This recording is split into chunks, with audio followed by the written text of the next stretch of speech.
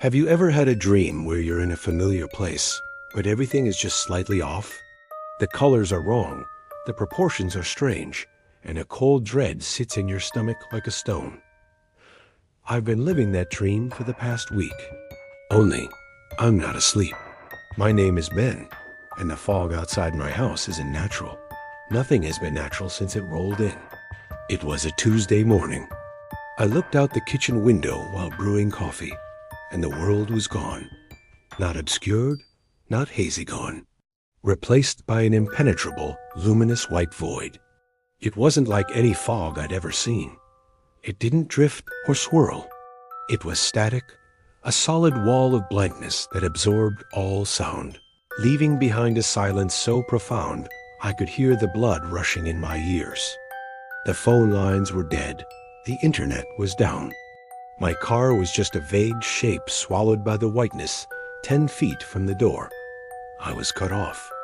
The first day was marked by a strange, forced peace. The silence was unnerving, but I told myself it would lift. On the second day, driven by a creeping claustrophobia, I decided to check the attic window, hoping for a glimpse of sky. The attic is a cramped, dusty space I rarely visit. I pushed open the hatch and climbed up, the old wooden beams creaking under my weight. I went to the small circular window, wiped away the grime, and pressed my face against the cold glass. My blood froze. The fog was there, yes, but it wasn't uniform. It had depth. And in that depth, maybe 50 yards away, stood another house. It was my house. An exact mirror image replica, down to the chipped paint on the windowsill and the loose shingle near the roof peak. A perfect copy, standing alone in the endless white. I stumbled back down, my heart hammering. A trick of the light, I reasoned. A mirage caused by the strange fog. But that night, I saw them. The lights were on in the other house. I could see shadows moving behind the curtains of what should be my living room. They were mimicking our routine.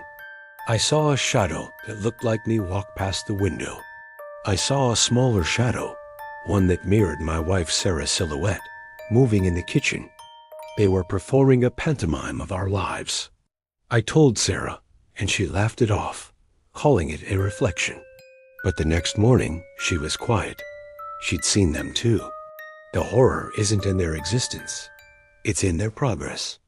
They are always one day behind us, but they are learning, and their imitation is becoming corrupted.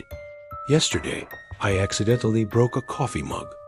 This evening, as I watched the other house, I saw my double pick up his mug and, with a deliberate, jerky motion, smash it against the counter.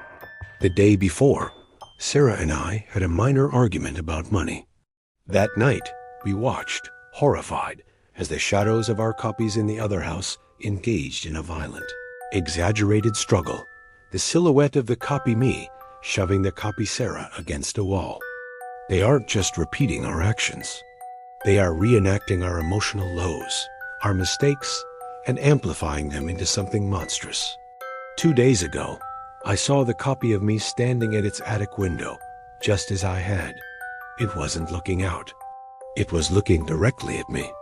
Its face was a distorted mask of my own features, twisted into a vacant, hungry smile. It raised a hand and pointed at me, not in accusation, but in invitation. Then it pointed down, towards the ground between our houses. The message was clear. Come out. Meet me. We are prisoners of this silent, white world, forced to watch a grotesque reflection of our own lives play out one day late, a version of ourselves that feeds on our negativity. We've started to whisper, to move carefully, terrified that any strong emotion will give them more fuel, more material for their horrifying play. But the most terrifying thought, the one that keeps me awake at night, is this: what if the fog doesn't lift for them? What if it lifts for us? What if one morning we look outside and see a normal, sunny day, but when we try to leave, we find we can't? What if we become the copies, trapped one day behind, forced to forever reenact the lives of the people in the real house? forever perfecting our performance of their misery for an audience we can no longer see? The fog isn't the prison. It's the stage, and our performance is nearing its final act. If you ever see a fog that doesn't move, don't look for other houses. And if you see a light in the window of a home that should be empty, turn away, because it means you're not the original anymore. You're the understudy, and the show must always go on. If this story has made you question what you see outside your own window, share it as a warning. And subscribe, for there are more reflections waiting in the mist.